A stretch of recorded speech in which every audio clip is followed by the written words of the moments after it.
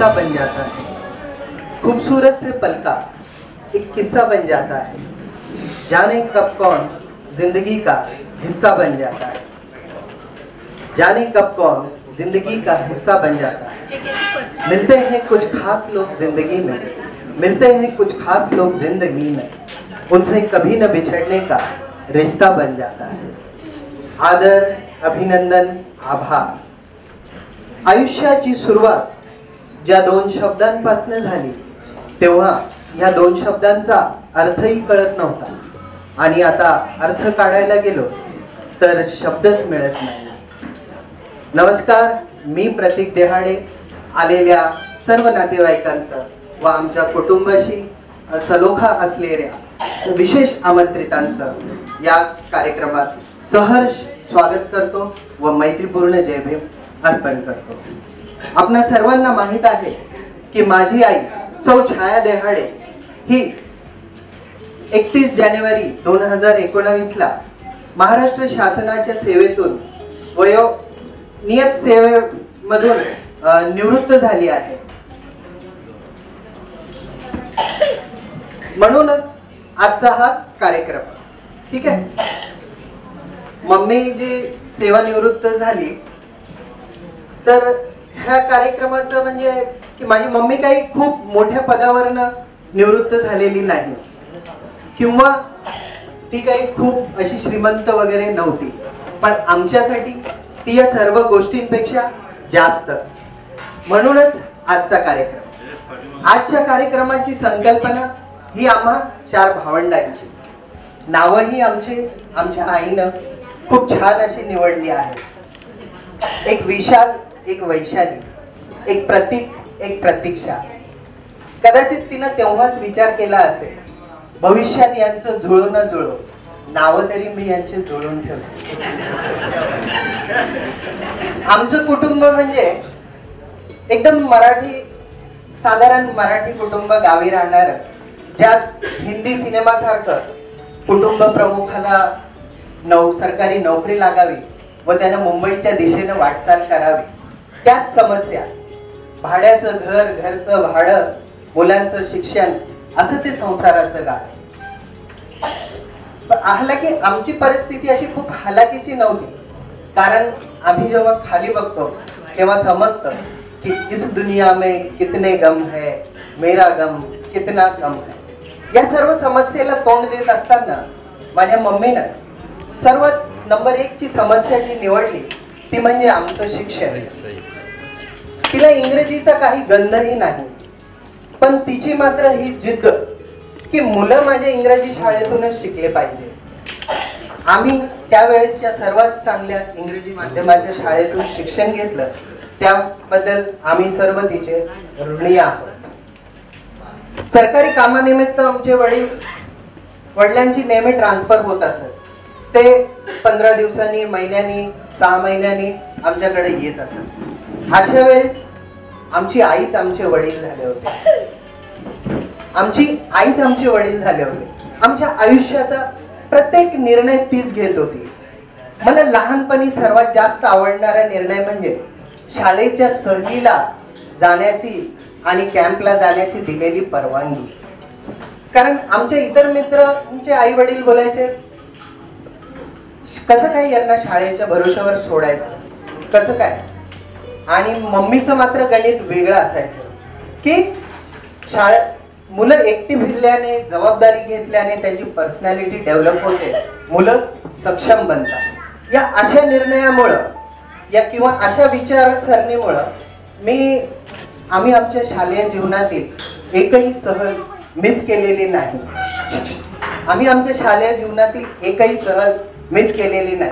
उलट त्या सहलीच्या नावाखाली एखादी गोष्ट पूर्ण करून घ्यायचं की मम्मी पिकनिकसाठी स्पोर्ट्स शूज कंपल्सरी सांगितले आहेत, मम्मी पिकनिकसाठी सॅक बॅग आणणं कंपल्सरी आहे, आणि ती आम्हाला मिळायची।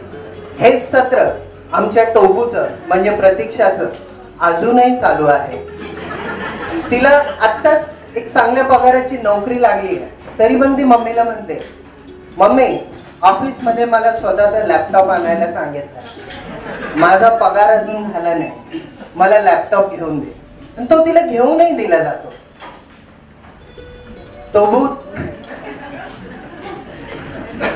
टोबूला तो लॅपटॉप अजूनही घेऊन दिला जातो. आमच्या शालेय शिक्षणाला जोड शिक्षण म्हणून आम्हाला स्विमिंगचा क्लास, कराटेचा क्लास, म्युझिकचा क्लास या सर्व गोष्टी करता याव्या म्हणून तिनं कधी BC मध्ये भाग घेतला. हळूहळू तिनं स्वतःच्या 3-4 BC चालू केल्या. तिनं एक टायपिंग शिकून एका नामांकित वकिलाकडे टायपिस्टचं काम केलं. तिथं तिनं कायद्याचं थोडंफार ज्ञान संकलन केलं आणि मग आमच्या घरामध्ये एका वकिलाचा जन्म झाला, डिग्री नसले, आणि सुरू झालं एक मोफत सल्ला केंद्र. आजही तिचं मार्गदर्शन तिच्या सर्व भावंडांच्या जीवनात खूप महत्वपूर्ण ठरतं. इतकं महत्वपूर्ण ठरतं की माझी एखादी मावशी सकाळीच फोन करते की का ग, आज माझी सून चक्क 9 वाजताच उठली, काय करू, आजच टाईट करू की अजून 2-3 दिवस वाट बघू. सरकारी सेवेत तर ती खूप नंतर रुजू झाली. म्हणजे पहिले तिनं सिव्हिल हॉस्पिटल, सिव्हिल कोर्ट यामध्ये देखील काम केलं. 94-95 ला ती महाराष्ट्र शासनाच्या सेवेमध्ये कायमस्वरूपी रुजू झाली. समाज कल्याण व महिला बाल कल्याण या ठिकाणी काम करत असताना तिनं हाताळलेले डिपार्टमेंट म्हणजे फ्रीशिप स्कॉलरशिप, वृद्ध कलाकार मानधन, व्यसनमुक्ती, आंतरजातीय विवाह आदी. हे सर्व म्हणजे गोरगरिबांशी जिव्हाळा असणारे हे डिपार्टमेंट यामध्ये काम करताना तिच्या भावना अशा असत की जणू हे काम आपल्या घरचंच आहे. मला अजूनही आठवतं, माझे वडील जेव्हा शासकीय बाल सुधारगृहाचे अधीक्षक होते तेव्हा ती त्यांना सतत सांगत असे की लोक आपल्या स्वतःच्या पैशाने बाल सुधारगृह, मुलांसाठी आश्रमशाळा उघडतात. आपल्याला तर सरकारी पगारासहित ही संधी उपलब्ध झालेली आहे, त्या मुलांसाठी आपण न्याय दिला पाहिजे. व्यसनमुक्तीचंही तसंच की व्यसनमुक्तीचं कार्य करत असताना म्हणजे व्यसनमुक्तीचं कार्यालय आमच्या घरातच होतं. व्याख्याते, कलाकार, कार्यकर्ते त्यांची सतत आमच्या घरी वर्दळ असायची. आणि या व्यसनमुक्तीच्या कार्यक्रमाशी लहानपणापासून निगडीत असल्यामुळे की काय, आम्ही 4ही भावंड निर्व्यसनी आहोत. आणि हे निर्व्यसनी असण्याचं म्हणजे मी काही माझ्या कुटुंबावर किंवा माझ्या पत्नीवर याचा उपकार मानत नाही, तो माझ्या स्वतःवरच खूप मोठा उपकार आहे. फ्रीशिप स्कॉलरशिप बद्दल काय सांगावं की कित्येक असे कुटुंब होते की ज्यांना हे माहिती नव्हतं की आपल्याला भरलेली फी परत मिळू शकते. अशा कित्येक पालकांना तिने जोर जबरदस्तीनं फॉर्म भरून घेतले व त्यांना ती मिळवूनही दिली. माझ्या मम्मीला फिरण्याचा किंवा सिनेमा पाहण्याचा कुठलाच शौक नाही, पण तिला एक भलताच शौक आहे, तो म्हणजे म्हाताऱ्या कोताऱ्यांचा पाहुणचार करण्याचा. तिच्या या शौकमुळे आमच्या घरातले सर्वच जण परेशान असतात. तिची एक जसे मोठे मोठे व्यक्ती छोट्या छोट्या गोष्टी विसरतात असंच तिचंही आहे. तिचा मोबाईल किती वेळेस हरवावा याचा काही नियम नाही. 4-5 दिवसांनी तो चक्क एखाद्या मसाल्याच्या डब्यात सापडतो, तोपर्यंत पोलीस कंप्लेंटही केलेली असते. याचीच एक दुसरी बाजू देखील अशी आहे की ती नाही, दुसरी बाजू नाही, ती कशी विसराळू आहे. ती जेव्हा कित्येक वेळेला ती औरंगाबादला जाते तेव्हा ती त्याच्या पुढचा स्टॉप जालन्याला उतरते, म्हणजे तेव्हा तिचे डोळे उघडतात असं आहे. आणि दुसरी बाजू याच्यातली अशी की ती सकाळी 7च्या गाडीने औरंगाबादला जाते, रात्री 10च्या गाडीने परत येते, आणि दुसऱ्या दिवशी जेव्हा मी माझ्या झोपेतून 10 वाजता उठून तिला फोन करून विचारतो, मम्मी आलीस का तू गावावरनं, तेव्हा ती म्हणते फोन ठेव, मी दादरला एका कार्यक्रमात आहे. म्हणजे कुठून एवढी एनर्जी, म्हणजे ती लढावू आहे, इतकी लढावू आहे की म्हणजे आमच्याशी भांडण जरी झालं तरी तिचा तो लढाऊपणा तसाच असतो. म्हणजे आम्ही तिला लहानपणी काही दिवसापूर्वी मोटरसायकलवरती, ऍक्टिवावरती तिला ऑफिसला जाताना स्टेशनला ड्रॉप करायचो. किंवा मार्केटमध्ये घेऊन फिरायचो. तर जेव्हा तिला घेऊन फिरायचो नंतर हळूहळू आम्ही त्या गोष्टीचा कंटाळा करू लागलो. मम्मी आता तुला काय आम्ही देणार नाही. तर मम्मीने हे चॅलेंज ॲक्सेप्ट केलं. ठीक आहे, नाही नेणार. तिने वयाच्या 50व्या वर्षी सायकल तिला चालवता येत नसतानाही तिनं एक ॲक्टिवा विकत घेतली व ती शिकली. म्हणजे तिचं असं होतं की फैसला जो भी हो मंजूर होना चाहिए, अपनों से जंग हो या मोहब्बत खूब होनी चाहिए. अशी स्फूर्तीनं भरलेली माझी आई.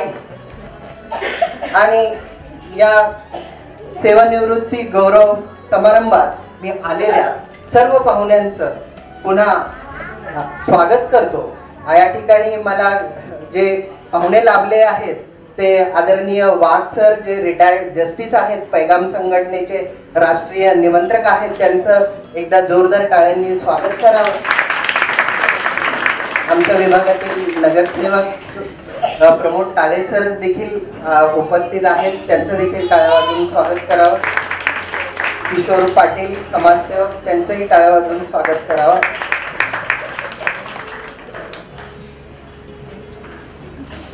मी माझ्या मम्मीला न कळत एक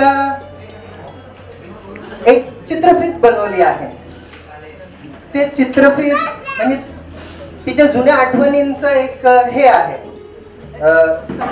संग्रह. तर आपण त्याच्याकडे एक नजर टाकू.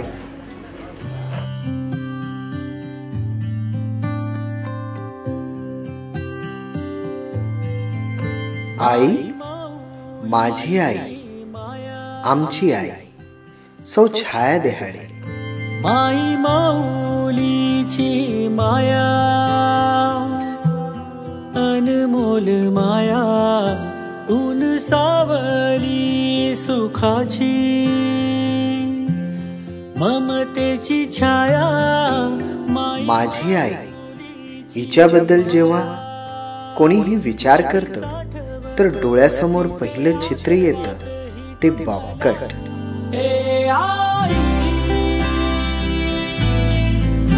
तू भासे ठाई ठाई,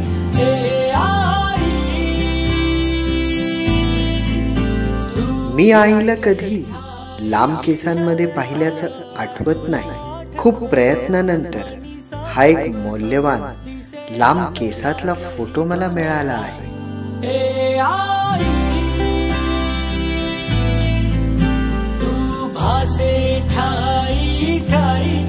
बॉबकट त्या काळात जेव्हा महिला 4 भिंतींच्या आत असत तेव्हा माझी आई बॉबकट ठेवून समाजामध्ये वावरत असे.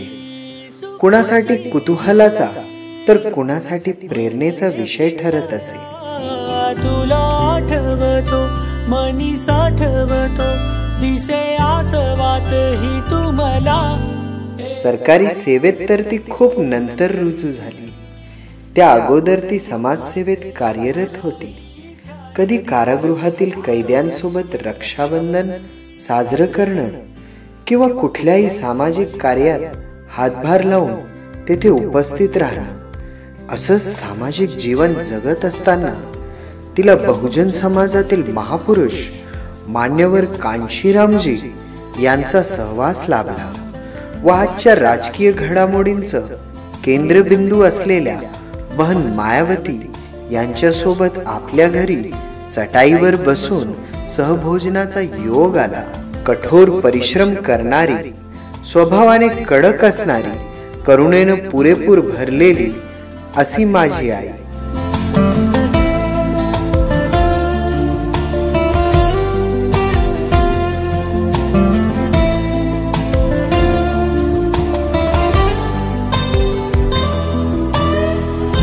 प्राणी मात्रावर असणारी तिची करुणा ती तर जगजाहीर आहे. कुठल्याही कामात ती आपल्याला पूर्णपणे झोकून देते, मग ते काम सरकारी असो किंवा सामाजिक. मेरी माँ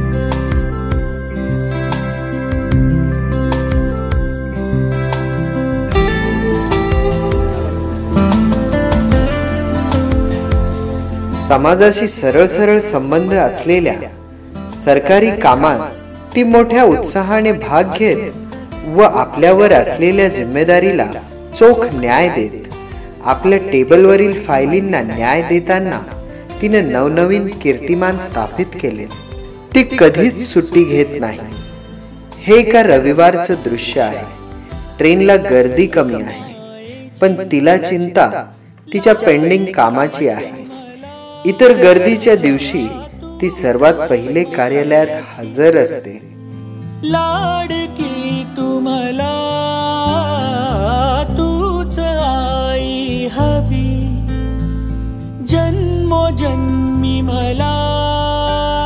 आपलं घर अंगण तर प्रत्येक जण स्वच्छ ठेवतं, पण आपल्या येण्या जाण्याचा सरकारी रस्ता पालिका कर्मचाऱ्याची वाट न बघता ती स्वतः साफ करते व त्यात तिला कसलाही संकोच नाही. आठवतो मनी साठवतो दिसे आसवात ही तुम्हाला.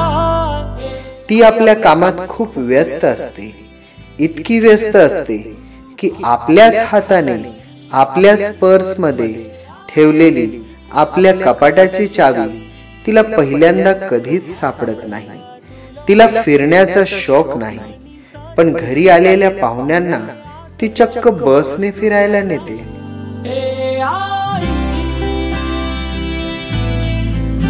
तू भासे ठाई ठाई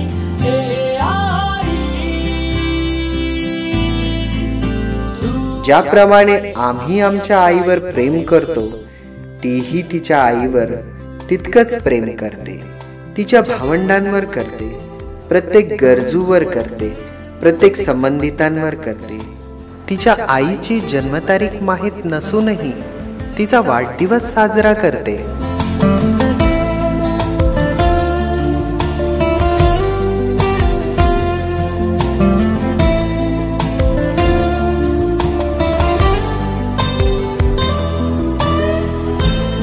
आम्ही अशी आशा करतो की आमची लहान मुलं देखील अशीच शिकवण घेऊन आमच्यावरही असंच प्रेम करतील. मेरी माँ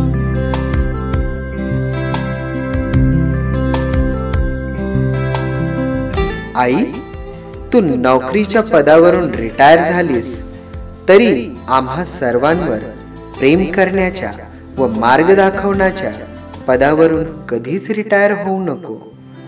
तुझे सब है पता है ना माँ,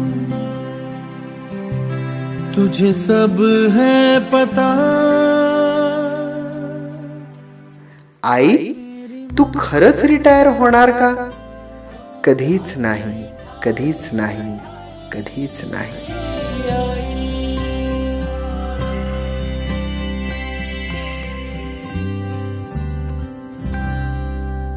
तिकडची होऊन जाते, पण आमची ताई वैशाली ताई तिच्या बाबतीत असं काही झालेलं नाही.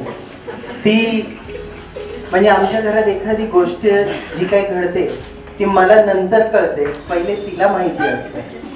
माझ्या मम्मीचं 4-4 वेळा किचनचा कट्टा पुसण्याचा, बेडशीटवरच्या चादरी, बेडवरच्या बेडशीट चादरी खूप चोखपणे टाकणं हा गुण जर कोणी घेतला असेल तर तो माझ्या मोठ्या ताईने घेतला आहे. हे सर्वांना माहीत आहे. मी माझ्या मोठ्या ताईला इथे तिचं मनोगत व्यक्त करण्यासाठी आजच्या या रिटायरमेंटच्या कार्यक्रमासाठी उपस्थित सर्वांचे मी मनपूर्वक आभार मानते. आज आईचा हा जो प्रवास आहे याच्यामध्ये मला असे वाटते की आम्ही घरच्या कुटुंबियांपेक्षा तुम्ही जे सर्व लोक इथे उपस्थित आहात तर तुमचं सर्वांचं पण कुठे ना कुठे आईला सहकार्य लाभले आहे व त्याच्यामुळे तुमच्या सर्वांचा इथे मोलाचा वाटा आहे असं मला वाटतंय. आता लहानपणी आपल्याला एक प्रश्न विचारला जातो की तुला मोठे होऊन काय व्हायचे आहे, असा सेम प्रश्न मलाही विचारला जायचा व त्यावेळी लहानपणी माझे उत्तर हे नेहमी एकच असायचे आणि ठरलेले असायचे. कोणीही विचारले की तुला काय व्हायचे तर मी म्हणायची की मला डॉक्टर किंवा इंजिनियर व्हायचे आहे. पण हळूहळू जशी मी मोठी होत गेली तसे मला कळू लागले की मला डॉक्टर आणि इंजिनियर व्हायचे नाही, मला माझ्या आईसारखे व्हायचे आहे. एक वेगळेच व्यक्तिमत्व जे निर्धास्तपणे कुणाच्याही मागे ठामपणे उभे राहते. कुठलीही समस्या असो, कुठलेही प्रॉब्लेम असो, प्रत्येक गोष्टीचे सोल्युशन तिच्याकडे आम्हाला मिळत गेले व अजून इथे पुढेही मिळणार आहे. आणि ती एक म्हणायचं तर खूपच हार्ड वर्किंग वुमन आहे. तिने आपलं प्रोफेशनल लाईफ, परत सोशल लाईफ आणि फॅमिली लाईफ हे एवढं व्यवस्थितरित्या बॅलन्स केलंय. तर मीही तिच्यासारखंच बनण्याचा प्रयास करत आहे आणि होप की मी तिच्यासारखीच बनेन आणि त्यामध्ये सफल होईल. दुसरा, आईचा जर विषय काढला किंवा स्वप्नातही आठवली तर एकच गोष्ट लक्षात येते की अभ्यास कर. अभ्यास जर तू केला नाहीस तर तुझे काहीच खरे नाही. तर लहानपणापासूनच तिने आमच्या अभ्यासावरती खूप म्हणजे खूप भर दिला. तिचे एकच म्हणणे होते की शिकाल तर व्हाल, आणि खरोखर तसेच झाले. आम्ही आज 4 भावंड डॉक्टर आणि इंजिनियर होऊ शकलो. इथे मला एक लहानपणची गोष्ट आठवते, कदाचित मी ही गोष्ट अगोदरही सांगितली आहे की माझा ड्रॉइंग हा विषय कच्चा होता. त्याच्यामुळे मला बी ग्रेड किंवा सी ग्रेड असा ग्रेड मिळायचा व त्याच्यामुळे माझा रँक सेकंड थर्ड असा खालवायचा. तर आईने मला सांगितले की तुझा रँक ड्रॉइंगमुळे खाली जातोय, तर तू एक काम कर, ड्रॉइंगचं ट्युशन लाव. तर मी म्हटलं आई, ड्रॉइंगचं ट्युशन कोण लावतं का ग? तर आई मला म्हणाली की कला कुठलीही असो ती शिकली पाहिजे. आणि खरोखर तसेच झाले. मी ड्रॉइंगचे ट्युशन लावले व माझे ड्रॉइंग एवढे चांगले झाले की माझा रँक हा ऑलमोस्ट फर्स्ट येऊ लागला. तर अशा प्रकारे तिने आम्हाला शिक्षणामध्ये कधीच कमी पडू दिले नाही. आताच मागच्या आठवड्याचं उदाहरण सांगायचं म्हणजे तिची ऍक्च्युली रिटायरमेंट 31ला झाली, 31 जानेवारीला. पण माझं लॉ मी करत आहे आता सध्या. तर माझी लॉची एक्झाम असल्यामुळे 1 ते 8 आम्ही ऍक्च्युली हा कार्यक्रम 2 तारखेला घेतला होता, पण तिने माझ्या परीक्षेमुळे हा कॅन्सल करायला सांगितला व सांगितले की फंक्शन तर होत राहतील, तुम्ही तुमचा अभ्यास अगोदर करा. व मला आज तिला सांगायचं आहे की तिला नेहमी वाटायचं की घरामध्ये कोणीतरी कायद्याचा अभ्यास केला पाहिजे, कायदा कुणाला तरी माहिती असला पाहिजे. व त्याच्यामुळेच मी आता LLB ला ऍडमिशन घेतलंय, ते फक्त तुझी इच्छा पूर्ण करण्यासाठी. ती मला नेहमी विचारते कुठून तुझ्या डोक्यात आले, का तू LLB करते? तर मी आज तिला सांगते की फक्त तुझी इच्छा पूर्ण करण्यासाठी मी LLB करत आहे.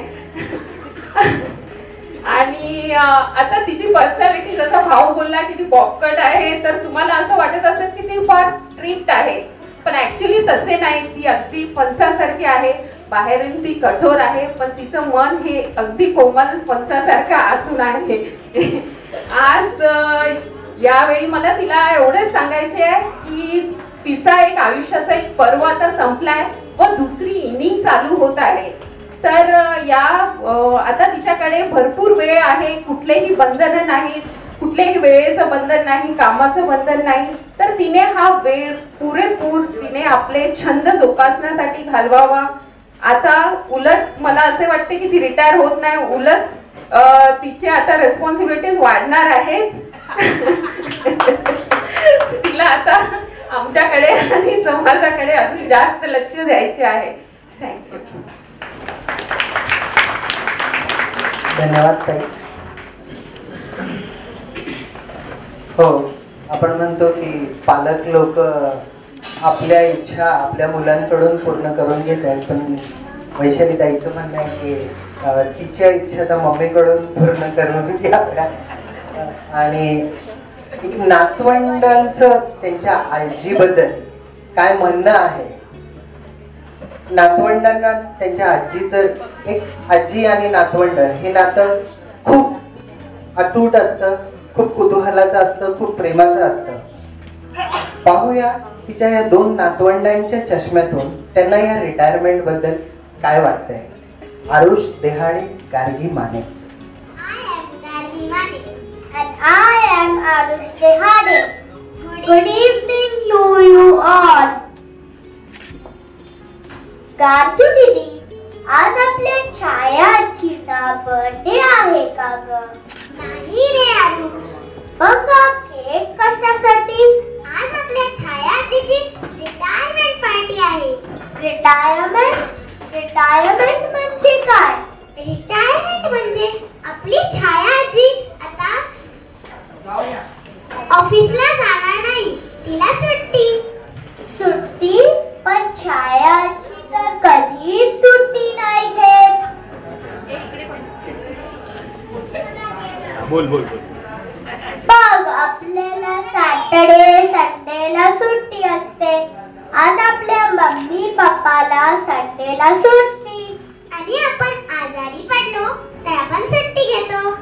पण छायाची तर कधीच आजारी नाही पडत.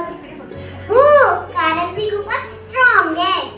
स्ट्रॉंग आणि स्ट्रिक्ट पण. स्ट्रिक्ट वाटतं तू खूप घाबरतो तुझ्या छाया आजीला. नाही, मी नाही घाबरत. माझे फ्रेंड्स आणि नेबर्स तिच्याशी घाबरतात. आणि गप्पा सांगू का, माझे मम्मी पप्पा पण तिच्याशी घाबरतात. गांधी दीदी, सुट्टी लागल्यावर छायाची आपल्या सोबत खेळेल का ग? नाही रे आरुष, ती तर फक्त आपल्या सांगेल बुक वाचा, हे वाचा, ते वाचा, माझ्याबरोबर चला, भाषण ऐका, हे ऐका, ते ऐका. मग आपल्याला रात्री स्टोरीज तरी सांगेल? हो, सांगेल ना. एक गरीब मुलगा होता, त्याने एवढा अभ्यास केला की तो खूप मोठा माणूस झाला. तुम्ही पण त्याच्याकडून काहीतरी शिका, हे रोज सांगते. मग आपल्याला औरंगाबादला तरी नेईल, तिथल्या झू मध्ये. ते तर तिलाच विचारावं लागेल. चल ना विचारूया. थँक्यू. खूप छान गार्गी आणि आरुष.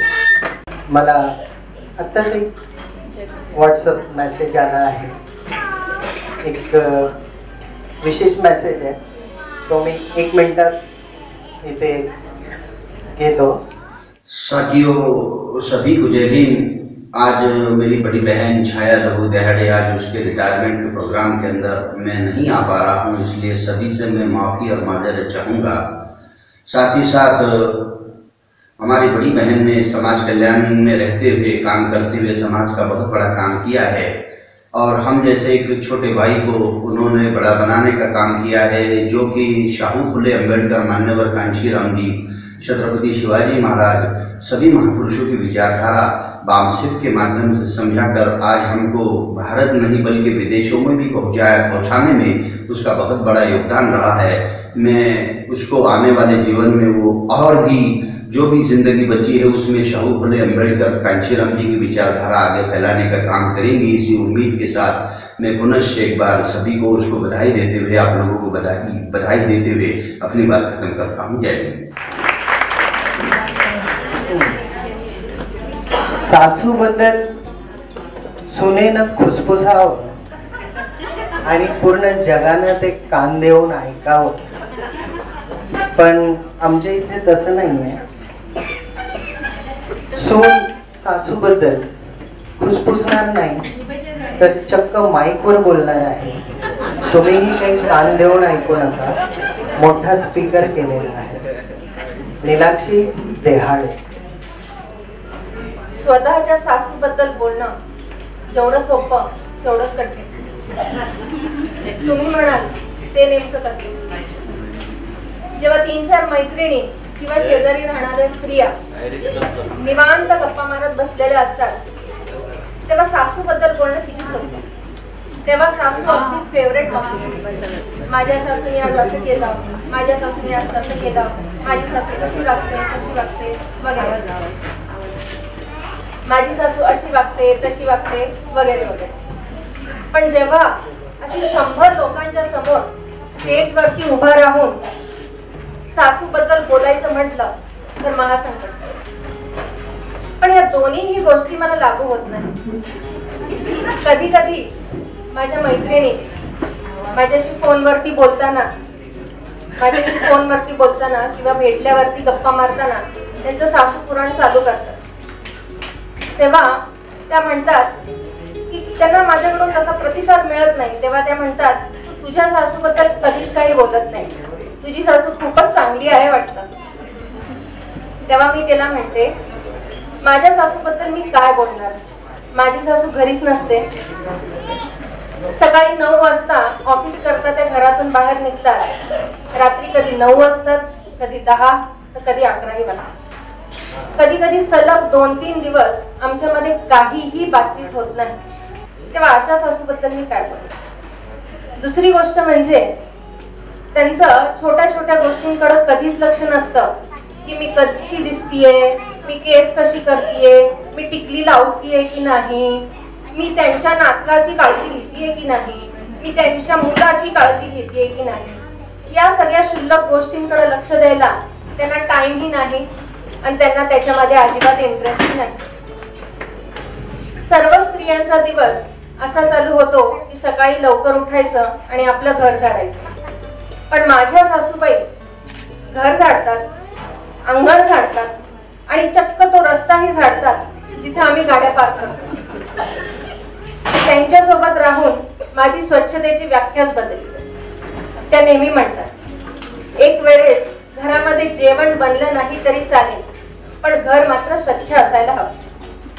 तशी आजपर्यंत मला जीही काही त्यांच्याकडून थोडीफार रागवणी बसलेली आहे ती या स्वच्छतेच्या कारणामुळेच बसलेली आहे. आमच्या सासूनी घरामध्ये काही नियम बनवले आहेत, अगदी सरळ, सोपे, प्रॅक्टिकल आणि सर्वांसाठी समान. ज्याला जेव्हा भूक लागेल त्यांनी तेव्हा जेवण करून घ्यायची. कुणासाठीही थांबण्याची, कोणाचीही वाट बघण्याची गरज नाही. पण जेवण तुम्हाला स्वतः घेऊन खायला लागेल. कोणीही तुम्हाला वाढणार नाही, कोणीही तुम्हाला चहाचा कप हातात देणार नाही. दुसरी गोष्ट म्हणजे ज्यांनी पसारा केला, लहान असो व मोठा, ज्यांनी पसारा केला त्यांनी तो आवरायचा. ज्यांनी पसारा प्रथम पाहिला त्यांनी तो आवरायचा. तिथेही कोणाची वाट बघायची नाही. आमच्या घरामध्ये टोबू ही सगळ्यात लहान असल्यामुळं सगळ्यांची लाडकी आणि त्याच्यामुळेच ती थोडीशी बेशिस्त आणि अल्लड.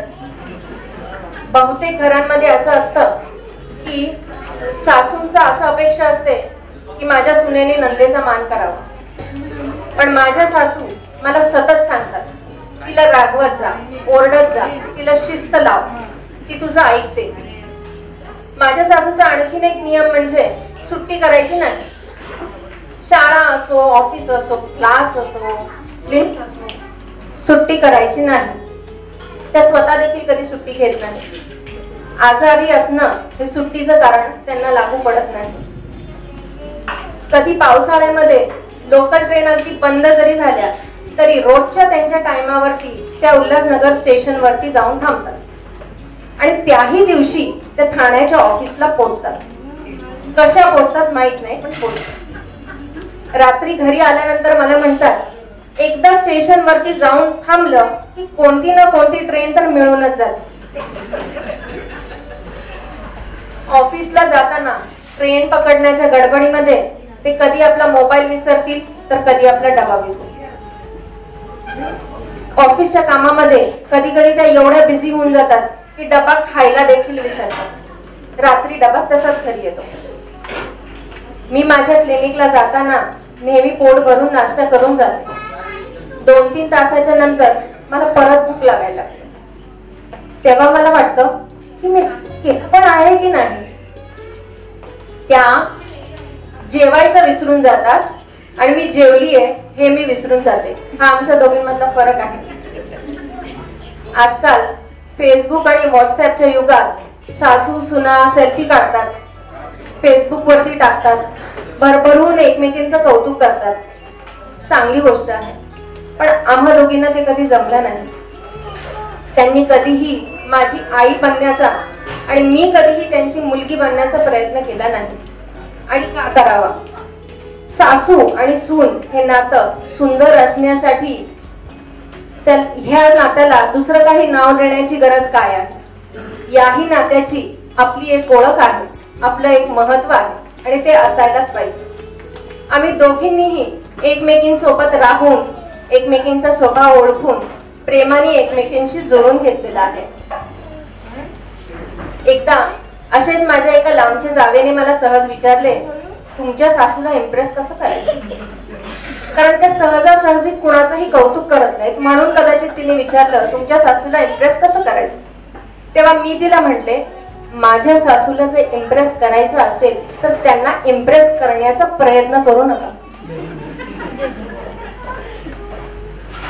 त्यांना इम्प्रेस करण्याचा प्रयत्न करू नका, कारण खोटारडेपणा, बनावटपणा हा त्यांच्या लगेच लक्षात येतो आणि त्यांना तो अजिबात आवडत नाही. माझा 6 वर्षाचा मुलगा कधी कधी जेवला नाही तर मी त्याला हाताने भरवते. तेव्हा माझ्या सासूबाई मला रागवतात, म्हणतात की तू त्याला परावलंबी बनवती आहेस, तू त्याला अपंग बनवती आहेस. मुलांना अगदी लहानपणापासूनच स्वावलंबी बनवणं हे अतिशय गरजेचं आहे. ते आम्हाला म्हणतात की जेव्हा हे सगळे त्यांची मुलं लहान लहान होते तेव्हा ते गावी जायचे सुट्ट्यांमध्ये, दिवाळीच्या सुट्ट्यांमध्ये, उन्हाळ्याच्या सुट्ट्यामध्ये गावी जायचे आणि गावाकडून जेव्हा ते परत येत असायचे तेव्हा सुट्ट्यांमुळे ट्रेनला भयंकर गर्दी, रिझर्वेशन नाही, ट्रेनला भयंकर गर्दी, हातामध्ये 1-2 कपड्यांच्या बॅगा, एखादं धान्यांचं पोतं, 4 मुलं सोबत, अशा परिस्थितीत माझ्या सासूबाई ट्रेनमध्ये चढायच्या. पण त्यावेळेस त्या त्यांच्या एकाही मुलाचा हात पकडत नव्हत्या, मुद्दामून पकडत नव्हती. कारण त्यावेळेस त्यांनी ह्यांचा हात पकडला नाही कुणाचाच, म्हणूनच आज त्यांच्या एकाही मुलाला कुणाच्याही हाताची, कुणाच्याही सहाऱ्याची अजिबात गरज भासत नाही. आज प्रत्येक स्त्रीला आपल्या मुलांना असंच मोठं करण्याची गरज आहे. अवघड जातं पण ती गरज आहे.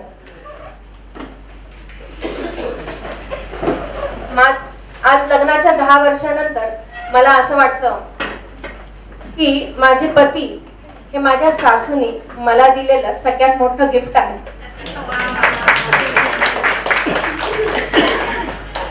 स्वावलंबी, दुसऱ्यांसाठी मदत करण्याची सतत इच्छा असणारे, जबाबदार, निर्व्यसनी आणि पेशंटचे दातही अगदी प्रेमाने काढणारे माझे पती, यांच्यामध्ये जे काही गुण आलेले आहेत ते एक तर त्यांच्यामध्ये अनुवंशिक आलेले आहेत किंवा ती माझी सासूची शिकवण आहे. म्हणून या निमित्ताने मी माझ्या सासूचे आभार मानते आणि तिला खूप साऱ्या शुभेच्छा देते. थँक्यू. आता आमच्या कुटुंबातील सर्वजण जिची वाट बघतायत, प्रतीक्षा, ती आम्हाला कमी भेटते, तिच्या मैत्रिणींना जास्त भेटते. तिचं वयच तसं आहे, तिच्यात आणि आमच्यात 12-13 वर्षाचा फरक आहे. बघूया, तिचं अपब्रिंगिंग आणि आमचं अपब्रिंगिंग मध्ये जमीन आसमानचा फरक आहे. आम्ही तिघं एका वेगळ्या ह्याच्यात वाढलो, ती एकटी एका वेगळ्या ह्याच्यात वाढली आहे. पण तरी तिचं मनोगत घेऊन माझा जेव्हा जन्म झाला तेव्हा आई कामावर लागली आणि आता आई रिटायर होतीये तर मी कामावर लागली. तर माझ्याकडे कंटेंट जास्त आहे. Okay, good evening everyone. आधी तर सर्व इथे उपस्थित पाहुण्यांना भरभरून आभार की ते टाइम काढून आमच्या सेलिब्रेशनमध्ये पार्टिसिपेट करतायत. आणि आईलाही तिच्या ह्या मोठ्या अचीवमेंटबद्दल खूप कॉंग्रॅच्युलेशन्स. मी आता ना मला खूप काही बोलायचं आहे, म्हणजे मला खूप भरभरून येत आहे. मी एक पत्र लिहिलं आहे आईसाठी, असंच म्हणून मी ते वाचून काढते फक्त. मला ना आज खूप आनंदित वाटतंय, म्हणजे ना असं एकदम इन्स्पायरिंग, एन्थुझियास्टिक, एकदम भाग्यवान असल्यासारखं. म्हणजे इथे स्टेजवर आईबद्दल बोलायचे म्हणजे तर खूप गप्पा गोष्टी कराव्याशा वाटतात. म्हणजे मी असे काय बोलू की आईला एकदम असं झटक्यात कळेल की ती किती महत्वाची आहे आमच्यासाठी. म्हणजे तिचे किती उपकार आहेत व काही न करता ही ती किती काही करून गेली आमच्यासाठी. आणि अजूनही आमच्या 4ही भावंडांची एनर्जी, स्फूर्ती एकीकडे आणि तिची स्फूर्ती एकीकडे. मला ना हेच तिचं असं व्यक्तिमत्व ना फार आवडतं. म्हणजे काही सीमाच नाही ना राव. सकाळी बघावतं काम, दुपारी काम, संध्याकाळून काम. आणि हे तर बरं आहे की रात्री नैसर्गिक नियम आहे झोपण्याचा, नाहीतर ह्या बाईचं काही खरं नाही. म्हणजे तिच्याकडे पहा एकदा सगळे, एकदा जरा कॅमेरा फिरवा तिच्याकडे सर्वजण. म्हणजे कसा टवटवीत चेहरा आहे, हसरा एकदम. हा अशी म्हणजे रोशनी आत एकदम एकदम आंखों से रोशनी आ जाती है बाहर, से इंस्पायरिंग लगता है. म्हणजे देखने से लग जाता है कि कितने मुसीबतों से उसने एकदम सामना करके ये खुद की पर्सनालिटी बनाई होगी. मग मी कशाला पाहते मिशेल ओबामा? माझी मिशेल ओबामा तर इथेच बसली नाही का? हाँ पर अभी और जरा फोकस करो, चेहरे पे थोड़ा फोकस लाओ. और कैसी बेचैनी है, थोड़ा उथल पुथल चल रहा है उसके दिमाग में.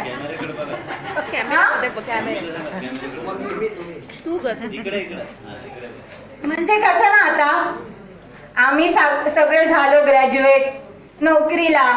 संपूर्ण दांडगे फॅमिली पण नोकरीला लागून गेली, लग्न लावून दिले.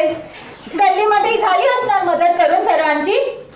हा मावशी. आणि आता ऑफिसही नाही, आणि सोशल मीटिंग करून झाले असतील, आणि काय म्हणतात घरही हप्त्यातून 10 वेळा साफ करून झालं असणार, गल्ली सगळी. म्हणजे काहीच नाही ना काम आता. 100 मोबाईल घेऊन वापरून हरवून झाले. व्हॉट्सअप शिकून झालं, फेसबुक शिकून झालं, मोटर ट्रॅक्टर शिकून झालं, कम्प्युटरही शिकून घेतलं. आता म्हणजे कसं दारूबंदी, न्यायालय, महिला मंडळ, जगभरची पुस्तकं सगळंच करून बसली ना ही बाई. आता पुढे काय? आता जोपर्यंत वधूवर सूचक मंडळ करून कोणाच्या लग्नाचा प्रस्ताव येत नाही, म्हणजे जमवण्याचा प्रस्ताव येत नाही, तोपर्यंत हिच्या चेहऱ्याची जी तळमळ आहे ती काय थांबत नाही बाबा. बरोबर की नाही?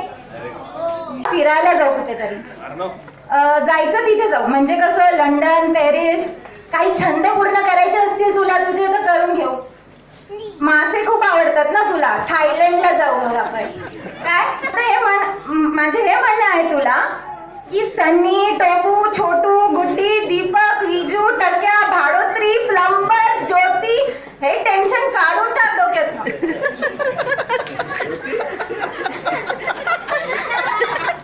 खूप झालं. असं आधीपासूनच माहित होतं का ग की बाबू जेवून घे, तुझ्या आवडीची भाजी बनवली आहे, अशा लाडाने माजणारे मुलं आहेत आम्ही. आम्ही नाही म्हणजे म्हणूनच तर जेवायचं तर जेव, नाहीतर गपचूप झोप, हे साधन वापरले आमच्यावर. गणितात सुधार आणण्याचे खरंच महत्वाचे होते गड्या. ते पुस्तक आणि एक्स्ट्रा क्लासेस खूप कामी आले बरं का. आणि सकाळी 5 वाजता उठायची जी सवय होती ती ऑफिस जाताना खूप कामी येते. Elocution, GK quiz, chess, karate, जसं ताईने सांगितलं, अभ्यास 10वी 12वी इंजिनिअरिंग सर्व करून झालं तरीही बाई तेच गणितात मात्र कमी मार्क पडले तुला. म्हणजे हिला काय म्हणतात सॅटिस्फॅक्शन. हा सॅटिस्फॅक्शनही नाही आणि तिला इम्प्रेस करायचं कोणता वेळच नाही. कसलं म्हणजे 100% होते मी फर्स्ट, आम्ही सगळेच फर्स्ट ते 10th पर्यंत. पण काहीच नाही म्हणजे काय ना काही ती रूम फॉर इम्प्रूव्हमेंट दाखवायची आम्हाला की हे नाही, हे तर ठीक आहे तुमचं अचिव्हमेंट बरोबर आहे, पण हे इकडे असं तुम्ही चुकले तर हे जा तिकडे. म्हणजे आम्हाला कधी ओव्हरराईड होऊ दिलं नाही तिला. रडणे तर कधी कुठल्या मुसीबतीचा हालच नाहीये, असूच नाही शकत, हे कळते आता आम्हाला. आणि जेवणाचं सीन काय, जेवणाचं ते तरी आता तसंच ना, जे भूक लागली की जेवतो, नाही लागली की नाही जेवत, जेव्हा भूक लागली की तेव्हा परत जेवतो. म्हणजे हे रिकामी गोष्ट होती, तिला आधीच माहित होती. सांगायचं तात्पर्य हे की तिने आम्हाला आमचे वर्तमान काळ स्वतःच हँडल करू दिले. She strictly kept us busy in our present, made us solve our own problems so that we are not disturbed or overwhelmed by our past. आणि ती गुपचूप मेहनत करून आमच्या लोकांचे 2-4 गोष्टी ऐकून घेतले, पण तिचे लक्ष नेहमी आमच्या भविष्याकडेच होते हे मला कळाले. ती आम्हाला आमच्या भविष्यासाठी तयार करत होती ह्याची जाणीव झाली. आणि हे माझं तरी मानणं आहे आणि आमच्या चौघांचं तरी मानणं आहे की 10 वर्ष पुढे विचार करण्याची नैसर्गिक गुण आहे तिच्यात. वर्गातील मुलांची सकाळ, माझ्या वर्गातील मुलांची सकाळ बाळा उठ चहा घे हा हा हा हा अशी व्हायची. आणि माझी सकाळ इकडे 5:30 वाजता आई टोमणे सुरू व्हायचे. ही पोरगी उठतच नाही, दारिद्र्य आणते वाटतं घरी. पण मित्रांनो, आता मी जशी जशी मोठी होते ना तसं तसं तसं मला कळतंय. जशी जशी स्वतःची ओळख यायला लागली आम्हाला, मलाच काय माझे जे भाऊ बहिणी आहेत तसेच म्हणजे त्यांनाही कळत असेल. म्हणजे एकदम क्रेझी फॅमिली ना आम्ही. जसं आता म्हणजे आमचं कॉम्पिटिशन की कोणाचं स्पीच जास्त चांगलं. आम्ही कपड्यांचं नाही, कपडे नाही आम्हाला चालेल, पण स्पीच कोणाचं सर्वात जास्त चांगलं ते नंतर मी बुद्धांची शिकवण व बाबासाहेबांचे विचार हे आम्हाला तू दिले त्यासाठी मी भरभरून आभारी आहे तुझी. आता मला माहित आहे मला स्टेजवर उतरल्यानंतरच टोमणा भेटणार. टोमणं लिहिलं चांगलं होतं पण मांडता आलं नाही काय बरोबर तुला.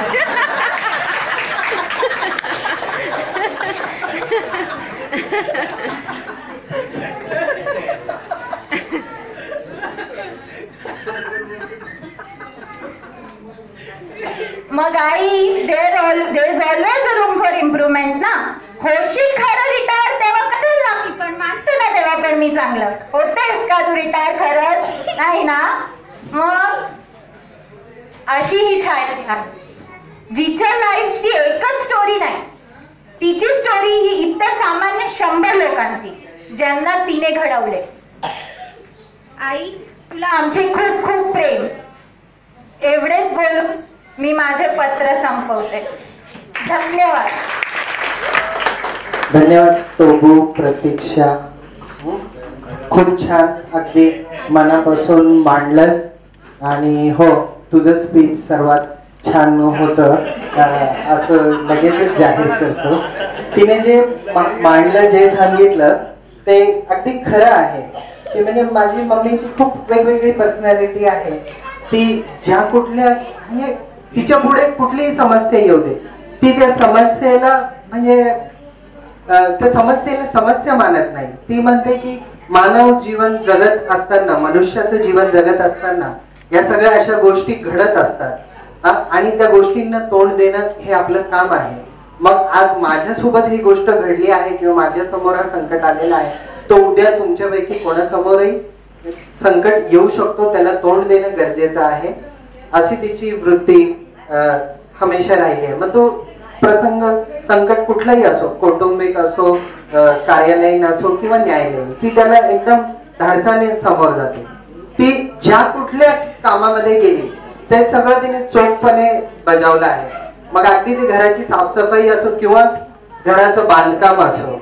आमचं औरंगाबादला एक घर आहे, ते घर एक आर्किटेक्ट जेव्हा येऊन ते घर बघतो तेव्हा तो आम्हाला विचारतो की या घराचं आर्किटेक्ट कोण होतं, कोण आहे या घराचं आर्किटेक्ट. कारण की ते घर असं आहे ना की त्याचे 3 दरवाजे जर बंद केले तर ते 3 कुटुंबांसाठी वेगवेगळ्या एंट्री असलेलं वेगळं घर तयार होतं. म्हणजे 3 वेगवेगळे कुटुंब वेगवेगळ्या रस्त्याने तिथे राहू शकतात.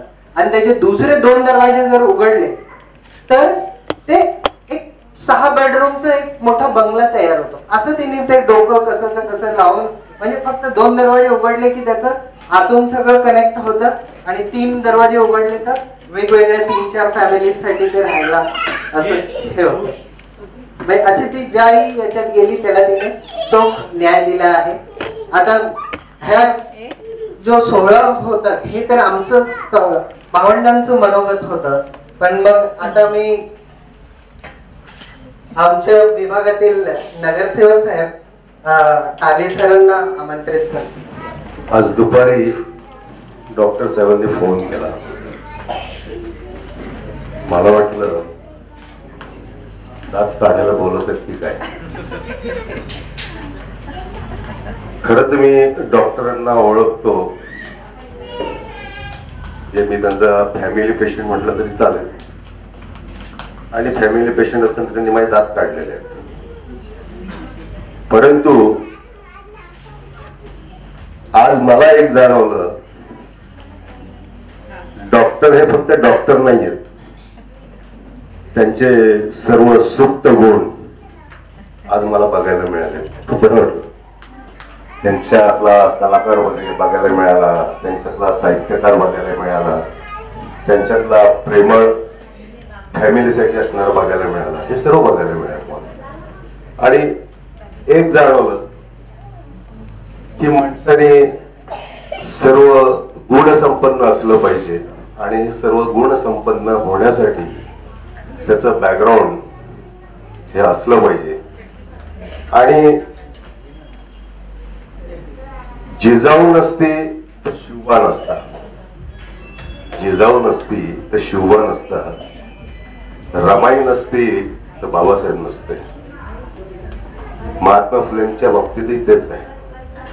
आणि या प्रत्येक गोष्टीचे हे परिवर्तन जे आहे, हे जीवनामध्ये असलेलं परिवर्तन, समाजामध्ये असलेलं परिवर्तन, हे परिवर्तन घडवण्याचं काम एक स्त्री करते. एक स्त्री वेगवेगळ्या रूपात असते. ती बहिणीच्या रूपात असते, ती प्रेयसीच्या रूपात असते, ती बायकोच्या रूपात असते. परंतु सर्वात मोठं रूप जर म्हटलं ते आईचं रूप आहे. स्त्री ही महान आहे. आणि खर तर आज जेव्हा मी इथं आलो, मला माहितीच नव्हतं की दहाडे साहेबांच्या मातोश्री आहेत. परंतु तुम्हाला एक सांगतो मी, त्यांच्या संपर्कात मी जवळपास 25 वर्षापासून आहे. गेल्या 25 वर्षापासून सामाजिक लेवलने, राजकीय लेवलने मी त्यांना परिचित आहे. ते मला परिचित आहे. मला एक चांगलं आठवतं, जेव्हा मी 97ला पहिल्यांदा नगरसेवक झालो, आणि वारंवार जेव्हा आम्हाला समाज कल्याण कार्यालय जेव्हा जायची वेळ यायची, तेव्हा नेहमी माझी भेट व्हायची. आणि त्यावेळेस त्या कलेक्टर ऑफिसमध्ये, म्हणजे एवढं मोठं कलेक्टर ऑफिस, वेगवेगळे डिपार्टमेंट, परंतु त्या समाज कल्याण खात्यामध्ये जेव्हा आम्ही जायचो तेव्हा आम्हाला आमच्या घरात आल्यासारखं वाटायचं. कारण की हे सर्व परिचित असायचे, ते आम्हाला मार्गदर्शन करायचे. म्हणजे ही त्यावेळेसची ओळख आहे. मला वाटतं मागच्या वर्षीच आपण भेटलो ठाण्याला. आणि मला अभिमान आहे, आता डॉक्टरांचा पण अभिमान आहे, डॉक्टरांच्या सर्व कुटुंबाचा अभिमान आहे. त्यांनी एक सुंदर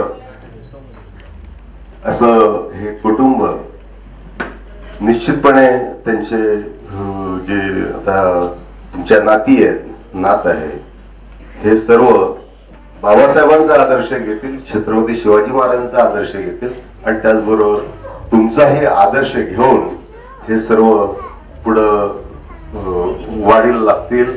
मी तुमच्या सर्व कुटुंबांना शुभेच्छा देतो, तुम्हालाही शुभेच्छा देतो. आणि तुमच्या रिटायरमेंट, खरंच सुंदर शब्द लिहिलाय, खरंच रिटायर होणार का?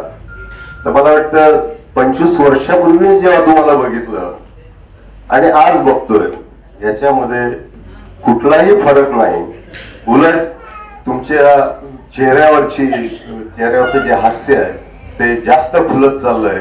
येणाऱ्या कालावधीमध्ये दीर्घारोग्य लाभो, आणि त्याचबरोबर समाजामध्ये जास्तीत जास्त तुमचं योगदान मिळो. आमच्या सर्वांवर आशीर्वाद राहू द्या, हीच विनंती करतो. धन्यवाद. जय भीम, जय महाराष्ट्र. मी माझे मामा रमेश अन्वीकर यांना मंचावर बोलवतो. ते आपलं मनोगत थोडक्यात ठेवतील. आजच्या या सेवापूर्ती समारंभाच्या कार्यक्रमाला आवर्जून उपस्थित असलेले माजी न्यायाधीश माननीय वाघ साहेब, तसेच या व्यासपीठावर उपस्थित असलेले वग सम्राट उत्तमराव अन्वीकर साहेब, तसेच आमचे स्नेही पवार साहेब व सर्व या ठिकाणी उपस्थित असलेले आमचे स्नेही यांच्या या संयोजकांनी, त्यांच्या मुलांनी, त्यांच्या मुलींनी हा सेवापूर्ती गौरवाचा कार्यक्रम आयोजित केला असला तरी मी माझ्यातर्फे एक संयोजक म्हणून, एक प्रेषक म्हणून या ठिकाणी श्रीमती छाया देहाडे या ताईंचा, मी व आमचे भाऊ, आमचे नातेवाईक या ठिकाणी या, बळूसाहेब उत्तमराव आंबेकर इकडे या, यांचा एक छोटासा सत्कार या ठिकाणी अशा महिलेचा झाला पाहिजे अशी माझी भावना असून तो छोटासा सत्कार आमचा श्रीमती छायाताई देहाडे यांनी स्वीकार करावा अशी मी त्यांना विनंती करतो. उत्तमराव दांडगे यांना या ठिकाणी येण्याची विनंती करतो. या पवार साहेब या,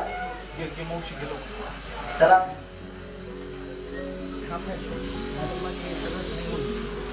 कारण समाजामध्ये जो चांगलं काम करतो त्याला चांगले काम करण्याची प्रेरणा मिळाली पाहिजे, म्हणून त्याचा सत्कार या ठिकाणी झाला पाहिजे. या कारणास्तव आमच्याकडून छोटासा हा सत्कार श्रीमती छाया देहाडे यांनी स्वीकार करावा अशी त्यांना मी विनंती करतो.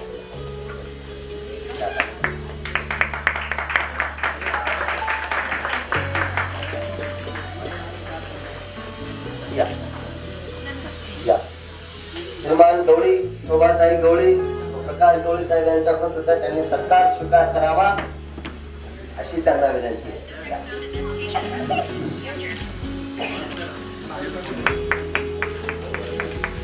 वेळेअभावी या ठिकाणी मी माझं मनोगत संपवतो. जय भीम, जय भारत. धन्यवाद.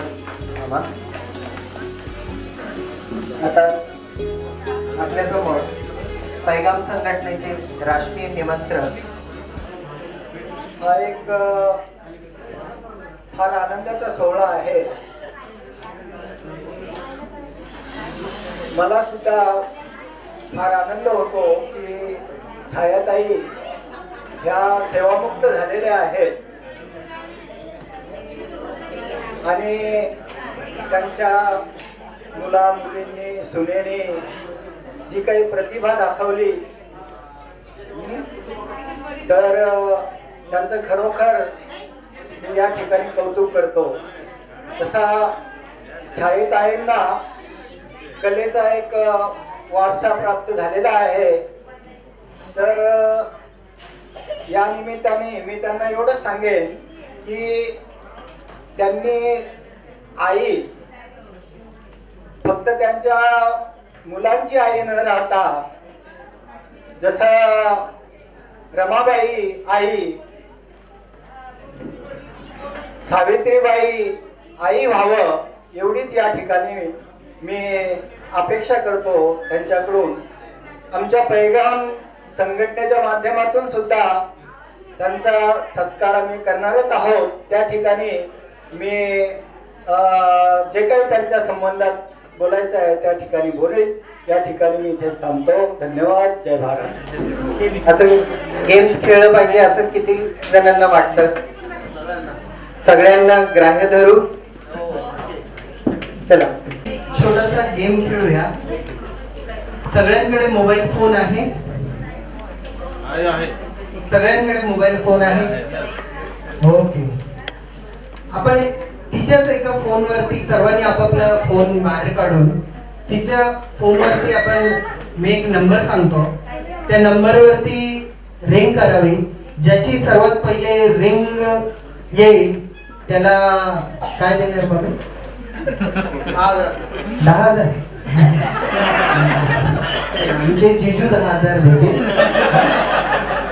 तर घ्या लवकर आपला आपला फोन काढा. आम्ही नंबर सांगतोय 9322690477.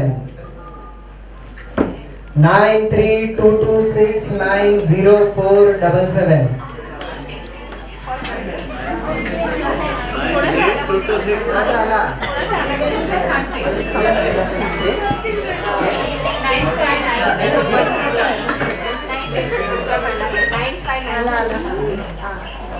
हॅलो, कोणाचा लागलाय का? हॅलो, हा या सूर्यवंशी सर. हो सूर्यवंशी सर के नाम से जोरदार तालियां हो जाए। या सूर्यवंशी सर। बघा, the lucky man, he has come all the way from Belapur. Suryavanshi सरांना आम्ही प्राइज देणार आहोत. सर्वांनी सूर्यवंशी सरांचं एकदा टाळ्या वाजवून स्वागत करावं. आता ऑडियन्स मधून एक मी प्रश्न विचारणार आहे सूर्यवंशी सरांबद्दल. सूर्यवंशी सरांबद्दल जरी ऑडियन्स मधल्या लोकांना काही माहित नसलं तरी पण प्रश्न एवढा सोपा असणार आहे की सर्वजण त्याचं उत्तर देऊ शकतील. तर प्रश्न असा आहे की सूर्यवंशी सर रोज सकाळी उठल्या उठल्या सर्वात पहिले काय करतात? कोण आहे? अच्छा, दुसरं हा घे काय येस, चादर काढतात अंगावरून. चादर काढतात अंगावरून. हा, अजून विचार कोण? डोळे उघडतात. हा, अजून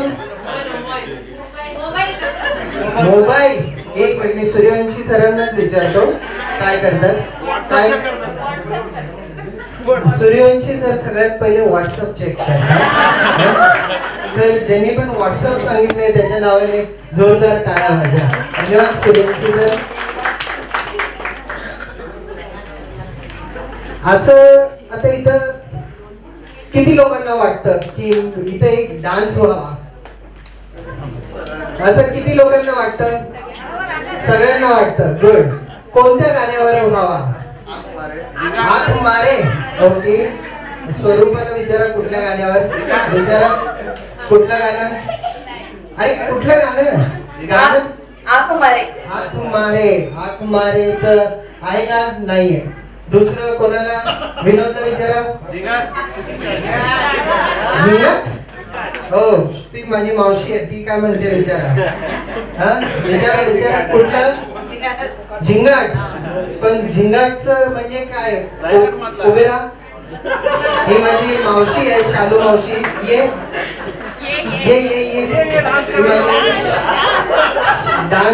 डान्स तर मी करणार आहे. ये इकडे समोर यायचं. ही माझी मावशी आहे, पण ती जे गाणं सांगतीये ते या डीजे वाल्याला माहित नाहीये.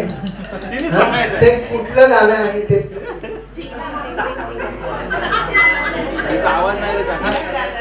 झिंगाट म्हणजे कोणाला काही समजत नाही. झिंगाट असं कुठलं गाणं आहे? कुठलं थोडं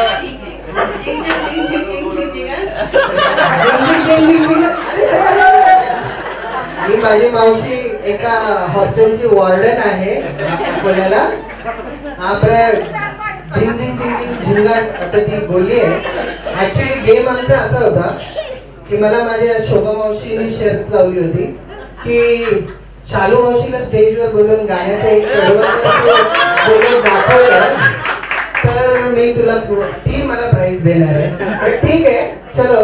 आता हे माझ्या मावशीबद्दल एक प्रश्न मी सर्वांना विचारतो. इकडे अंदाजे माझ्या मावशीचं वजन किती असेल? कोणी गेस करू शकतं का? नाही. कोण गेस करू शकतं? गुड्डीला विचार. गुड्डी 98. ताईला विचार. 90. अजून कोणी? 75. अजून कोण? अंजली को पूछो. कितना? 40. और दूसरा कोई? हाँ, बरं, ठीक आहे. आता वजन काटा तर नाही आपल्याकडे. तिलाच विचारूया कोणाला बक्षीस द्यावं. आपल्याकडे 75, 98, 90 आणि 40 आलाय. विचारूया कोण बरोबर बोललाय.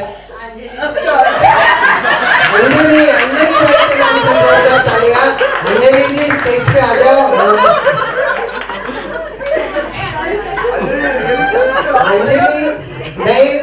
अंजलि भाई को देख के आपको पता चल सकता है कि अंजलि भाई ने 40 क्यों बोला, क्योंकि वजन का ये वही गैस कर सकते हैं बराबर से. अंजलि, चलो एक अंजलि भाई के नाम से एक गैस का गेम खेलते हैं। बहुत बड़े बिजनेसमैन है। क्या पूछूं, अंजलि सर के पॉकेट में कितने पैसे हैं, ये गैस अगर कोई कर सका बराबर, हाँ, तो हम उसको इनाम देंगे। अंजलि सर के पॉकेट में, पर्स में कितना कैश है?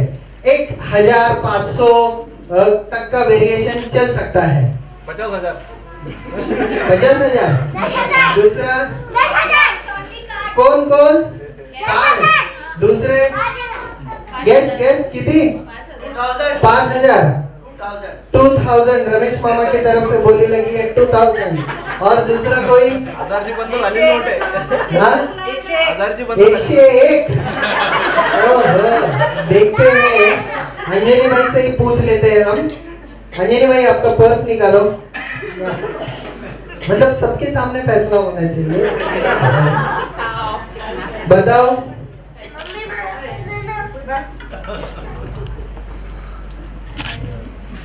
अंजलि भाई के पर्स में सिर्फ ये 10 रुपए है। अंजलि भाई वापस कैसे जाओगे?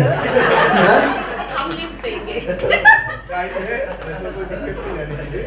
और रही बात, तो मैं कार्ड यूज करता हूँ तो मुझे कैश की जरूरत है। और ये 10 रुपया तो चलो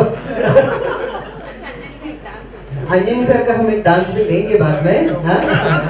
चलो अभी हम सब सारे ऑडियंस से 3-4 क्वेश्चन पूछ लेते हैं और खाने केक कट करके खाने की तरफ पहुंचेंगे। ऑडियंस में से जो भी मुझे ये चीज बताएगा, एक ऐसी चीज, ऑडियंस में से हाथ ऊपर करना है, बाद में बताना है। एक ऐसी चीज जो पैदा तो नहीं होती है पर मर जाती है। एक ऐसी चीज जो पैदा तो नहीं होती है पर मर जाती है, डेड हो जाती है। ऑडियंस में से कोई गेस कर सकता है? एक ऐसी चीज जो पैदा तो नहीं होती है पर मर जरूर जाती है। अरे आप सब लोगों के पास है। इच्छा तो नहीं, ख्वाहिश भी नहीं, आप सब लोगों के पास है। आप सब लोग उसके बगैर रह नहीं सकते। भूख नहीं, मन नहीं, परछाई नहीं, आप लोग परछाई नहीं। गैस कौन है यहाँ? मैंने सुना कुछ तो। मोबाईल की बॅटरी होती है। म्हटलं तर आमच्या घरात अशी एक म्हण आहे की माय मरो मावशी जगो। माय बरोबर मावशी जगो। मावशी आणि माझी मम्मी दोघं पण एक टोटली डिफरंट पर्सनॅलिटीज आहेत, खूप वेगळ्या। आणि पण जेव्हा दोघांचं हे होतं, काही प्रसंग येतो किंवा काही होतो, तेव्हा दोघं असं वाटतं की एकच पर्सनॅलिटी आहे। दोघांना बघून पण असं वाटतं की दोघे सारखेच आहेत। तर मी दोघांसाठी, जसं माझी मम्मी एकदम हिंदी भाषेसारखी एकदम सरळ आहे, एकदम सिंपल, आणि मावशी उर्दू भाषेसारखी एकदम युनिक आहे, तर मी त्यांच्यासाठी एक शेर बोलतो कि ये उर्दू बज़्म है और मैं तो हिंदी माँ का जाया हूँ। अरे वाह तो करो।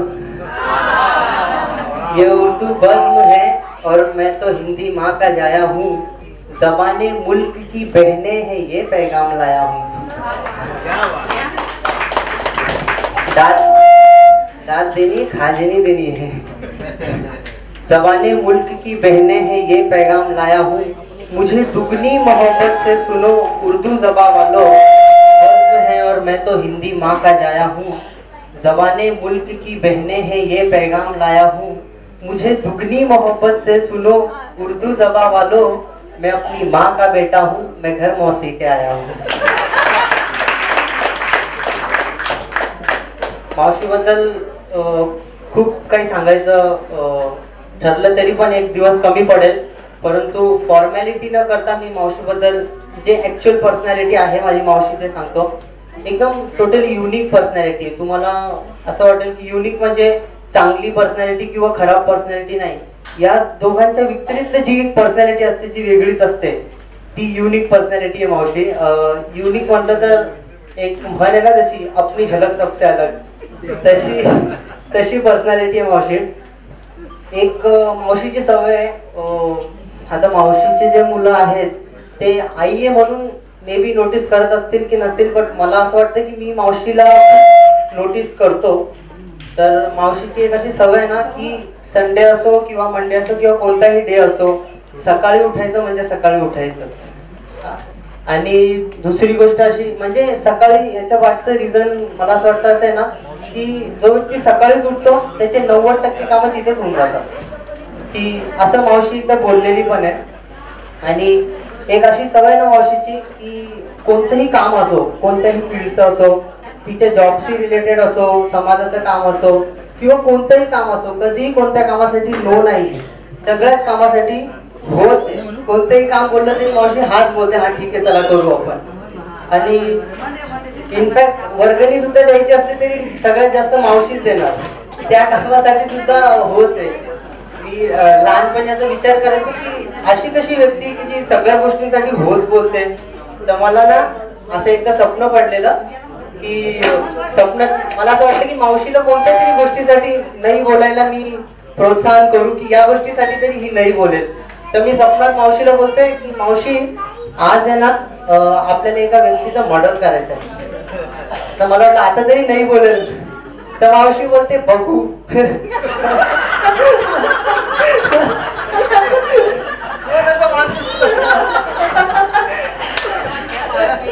म्हणजे सांगण्याचं तात्पर्य की एक म्हणजे कोणत्याही गोष्टीसाठी नो नाहीये तिचं. आणि माझी जी फॅमिली आहे तिच्यामध्ये काही चांगलं घडो किंवा वाईट घडो, काही किंवा काहीही हो, त्या गोष्टीचं क्रेडिट फक्त मावशीला भेटणार. म्हणजे ती गोष्ट जर मावशीला माहिती असो किंवा नसो, त्या गोष्टीचं क्रेडिट मावशीलाच भेटणार. हा हे मावशीनेच केलेलं आहे. पण हे खरं पण आहे खूप, कारण मावशीकडून आम्हाला खूप शिकायला भेटतं. आणि आज आम्ही दोघं भाऊ पण इंजिनियर झालो, याच्यात सुद्धा मावशीचं खूप मोठं योगदान आहे. जरी ते आम्ही सुद्धा नाकारलं तरी ते कटू सत्य आहे जे कोणीच नाकारू शकत नाही, असं आहे ते. आणि मला लहानपणी अगोदर वाटायचं की मावशी खूप स्ट्रिक्ट आहे, बट ते नाही का जसं जसं मोठा होत गेलो तसं तसं माहिती पडलं की मावशी ही जी खराब वाटते मला ऍक्च्युली हीच चांगली आहे. ते बोलतात ना गंगा जरी शक्तिमान आहे तसं म्हणजे एकदम नारळासारखी पर्सनॅलिटी आहे. बाहेरून स्ट्रिक्ट वाटते आणि आतमधून खूप नरम आहे. रिटायर होण्याचं मावशीचं असं वाटतं लोकांना की हा बाबा आता रिटायर जाता आता लाईफ संपली, बट लाईफ संपली नाही. ऍक्च्युली पुनर्जन्म झाला, एक नवीन लाईफ मावशी आता जगू शकते. आणि मुलं पण सेटल आहे तर मावशीला खूप एन्जॉयमेंट आहे आता. म्हणजे आता काही टेन्शन नाही कसतं, काही हे नाही, फक्त खूप एन्जॉय करू शकते मावशी. आणि खूप म्हणजे आता मेहनत केली मावशीने, तर मला असं वाटतं मावशीने आराम करावा. चांगली कधीच रोज सकाळी उठणारी आता 12 वाजेपर्यंत झोप घ्यावी मावशीने. तर जाता जाता शेवटी फक्त मी मावशीसाठी 4 लाईनी बोलतो की म्हणजे मला असं वाटतं की मावशीने आराम करावा, म्हणून मी मावशीसाठी बोलतो की कोई कब तक महज सोचे, कोई कब तक महज गाए. वाह करो. कोई कब तक महज सोचे, कोई कब तक महज गाए. इलाही क्या ये मुमकिन है कि कुछ ऐसा भी हो जाए. मेरा मेहताब उसकी रात के आहोश में पिघले, मैं उसकी नींद में जागू, वो मुझ में घुल के सो जाए. Thank you everyone. थँक्यू.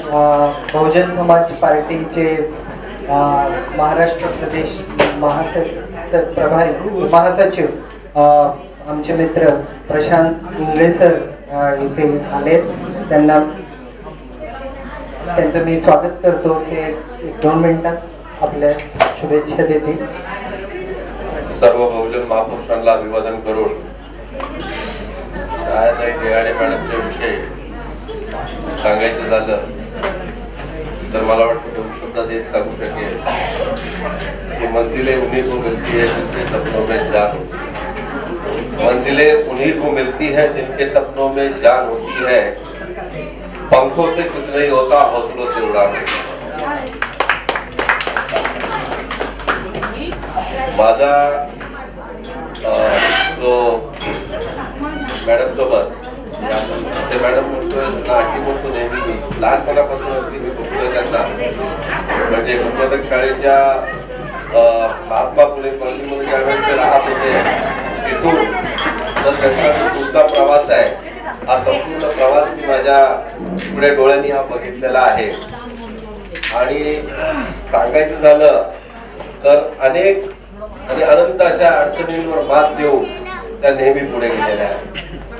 आज मला सांगण्यात आनंद होतो की संपूर्ण महाराष्ट्रामध्ये किंवा देशामध्ये ज्यावेळेस बाबासाहेबांची चळवळ, महापुरुषांची मुवमेंट मिशन ही जोर पकडत आहे, चालत आहे, तर ती जोर पकडण्याच्या पाठी आणि प्रामुख्याने महाराष्ट्रामध्ये जी जोर पकडत आहे तर त्याच्या पाठी मॅडम सारखे जे अधिकारी आहेत यांचा मोठा वाटा आहे. कारण ज्यावेळेस आज बहुजन समाज पार्टीची मुवमेंट आम्ही चालवत आहोत, ही चालवत असताना आम्हाला प्रत्येक ठिकाणी, कारण मिशन चालवण्यासाठी वित्त जे असतं फायनान्स याची गरज लागत असते. आणि बाबासाहेबांनी जो संदेश दिला होता पे बॅक टू द सोसायटीचा, म्हणजे तुमच्या कमाईचा 20वा हिस्सा आहे तो समाजाच्या हितासाठी यायला पाहिजे, हे लक्षात ठेवणारं व्यक्तिमत्व जर कोणी असेल तर त्यात देहाडे मॅडम. म्हणजे बाबासाहेबांच्या दिलेल्या आदेशाला इमान इतबाराने त्याचं पालन केलं आयुष्यभर, अशा आमच्या देहाडे मॅडम. मी त्यावेळेस बीएसपी मध्ये कामही करत नव्हतो, पण मला तेव्हाही समजत होतं की मॅडमकडे प्रत्येक जण त्यांच्या ऑफिस मध्ये असेल किंवा मग त्यांच्या घरी जाणं, कुठल्याही मुवमेंटच्या कामासाठी कधीही त्यांनी नाकार दिलेला नाही, कधीच नाकार दिला नाही. मुवमेंटचं काम आहे, मिशनचं काम आहे, नेहमी त्या उभ्या राहिलेल्या आहेत. एवढंच नाही तर मला आजही आठवतं, त्यांना आठवतं की नाही मला माहित नाही, पण बहुजन समाज पक्षामध्ये आज ज्या पदावर मी काम करत आहे आणि जे मिशनचं काम करत आहे मोठ्या प्रमाणामध्ये, तर मला पक्षामध्ये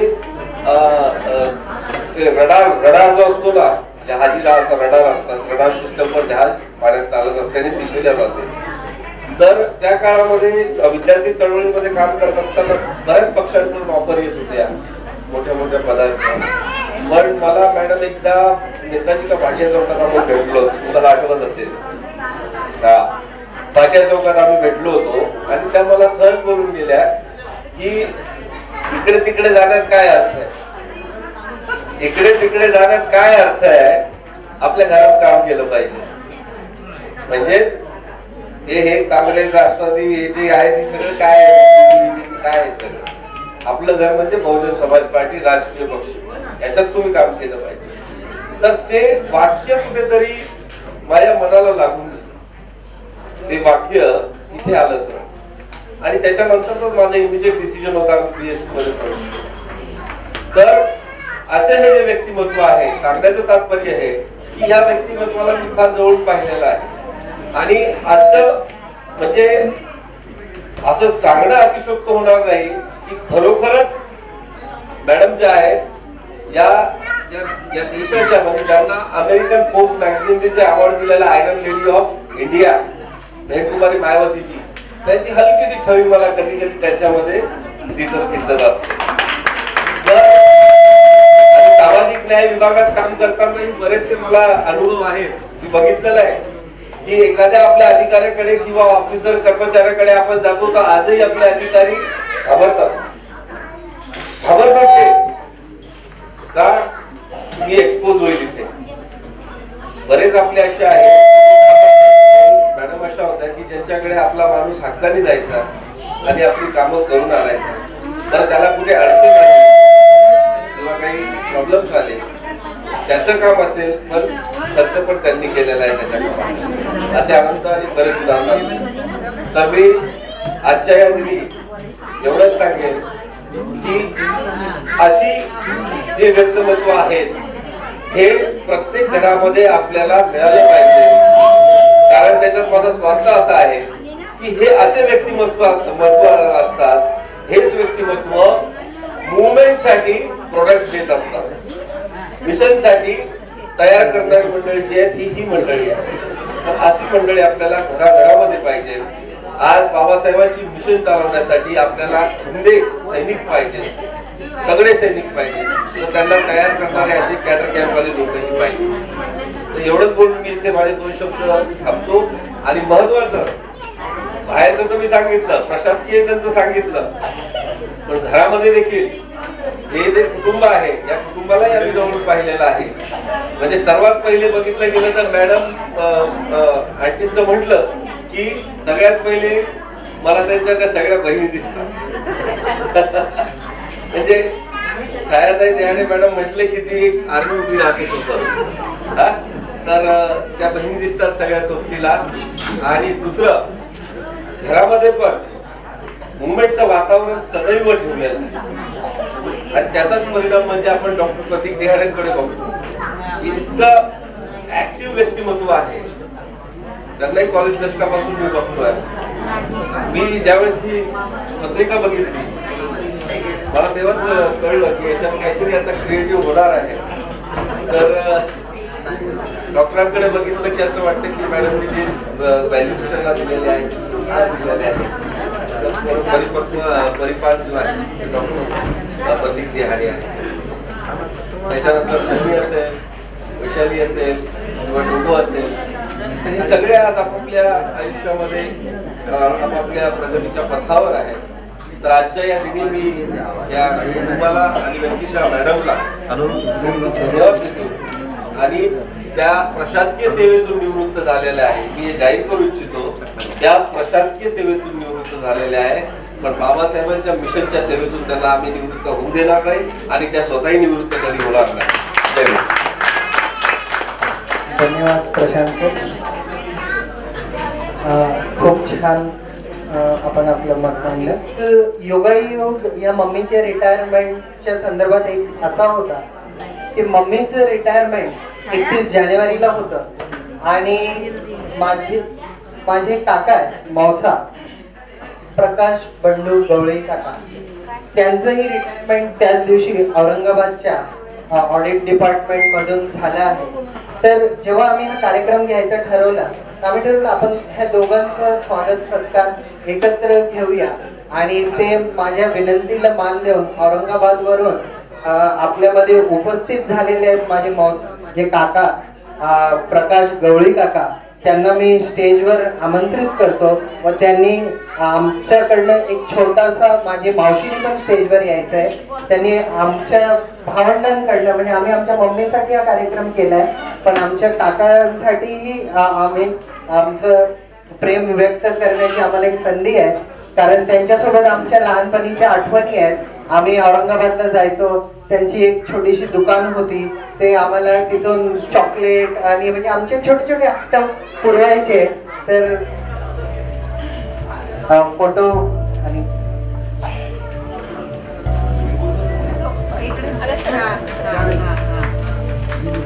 सर्वांनी टाळ्या वाजवून ह्या जोरदार स्वागत करावं. 2 मिनिटं.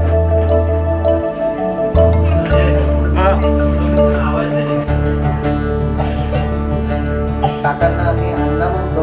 अण्णाने मला पहिले सांगितलं की मला काही स्टेजवर बोलायला लावू नको, तू मला direct पसरवशील.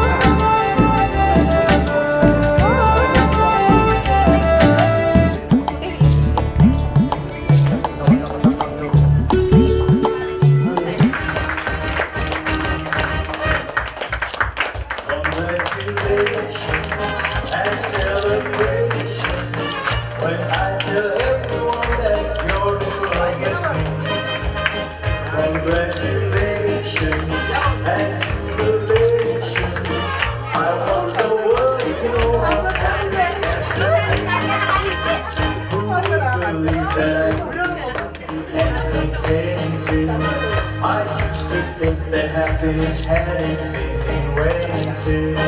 But that was the days before I met you. When I left you, opened my heart. Congratulations and celebration when I tell everyone that you're in love with me. Congratulations and jubilation. I want the world to know I'm happy as can be. I wasn't afraid to think that you'd come to me. उठे सबके कदम देखो रम पम पम,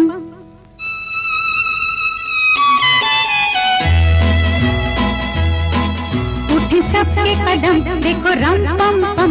आज ऐसे गीत गाया करो, कभी खुशी कभी गम, तारा रम पम पम।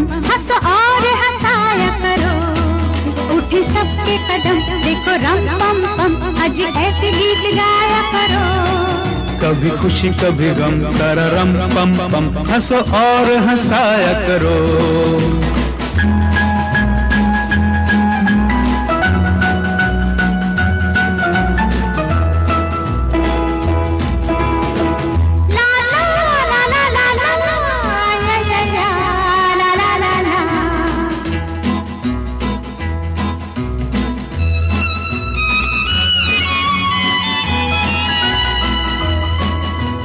वो प्यारे दिन और वो प्यारी रातें, याद हम है मुलाकातें।